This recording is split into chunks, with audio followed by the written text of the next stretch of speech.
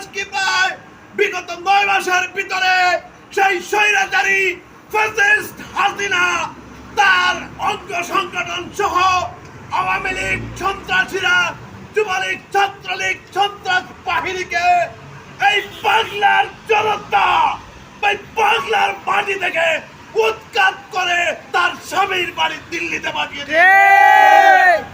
এই বাংলার মাটিতে কোনো ফ্যাসিস্টের জায়গা হবে না। এই বাংলার মাটিতে কোনো ইসলাম বিরোধীদের জায়গা হবে না। এই বাংলার মাটিতে কোনো দামদার স্বৈরাচারের জায়গা হবে না। এই শাদীপুরের মাটিতে কোনো আওয়ামী লীগ সন্ত্রাসীদের জায়গা হবে না।